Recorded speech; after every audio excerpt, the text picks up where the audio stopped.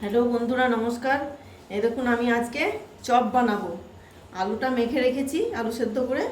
এবার আমি মশলাগুলো ভাজবো। এই দেখুন, পেঁয়াজ কুচো করে রেখেছি, আদা কুচো করে রেখেছি, লঙ্কা কুচো করে রেখেছি, রসুন কুচো করে রেখেছি, এখানে ধনেপাতা কেটে রেখেছি। এবার আমি অল্প একটু পেঁয়াজ, লঙ্কা, রসুন এগুলো ভাজার জন্য একটু সাদা তেল দেবো।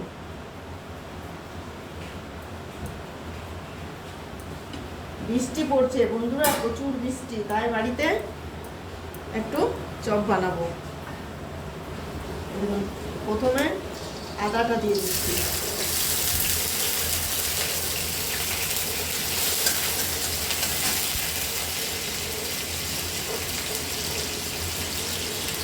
তারপরে আমি রসুনগুলো দিয়ে দিচ্ছি।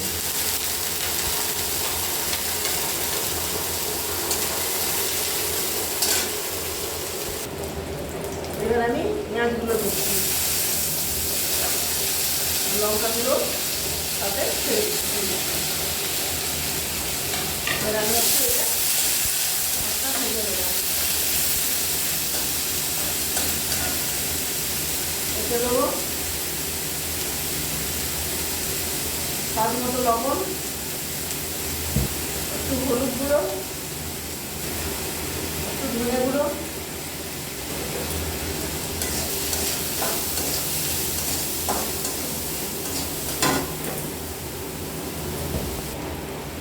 এবারে অল্প একটু ভাজা মশলা দিয়ে দিচ্ছি।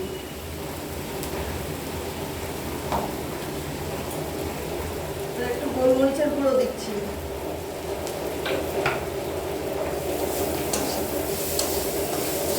আলুটা আমি এর মধ্যে ছেড়ে দেবো।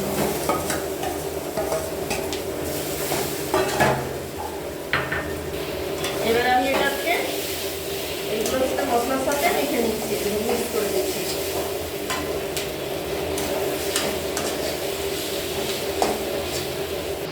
এইবারে আমি শেষে ধনে পাতা কুচো করে রেখেছি, ওইগুলো ছড়িয়ে দিচ্ছি।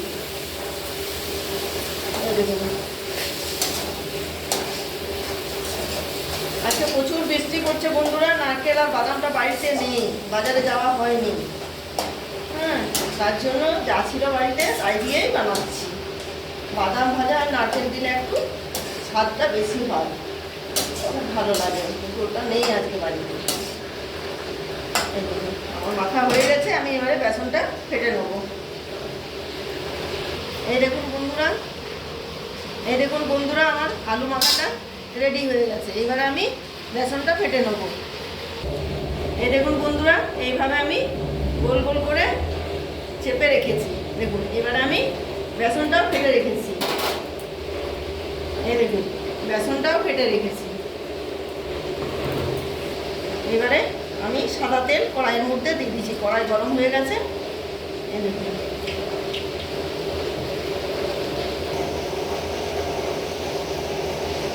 এমনি করে ছেড়ে দিলাম।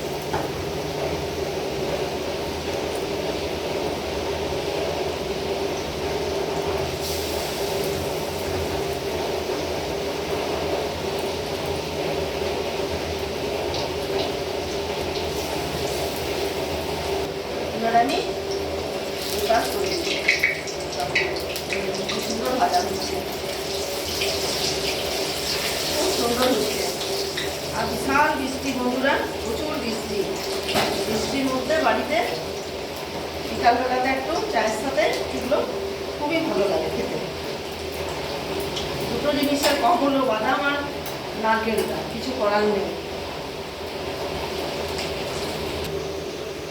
এবারে আমার সবগুলো সব ভাজা হয়ে গেছে, আমি এবারে তুলে নিচ্ছি।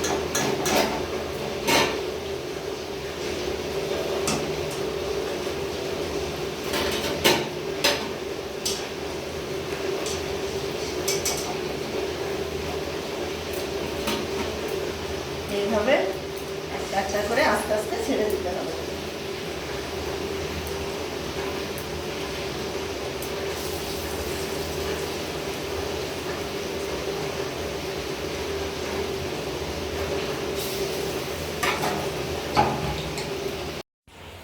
এই দেখুন বন্ধুরা, আমার সব চপ বানানো রেডি।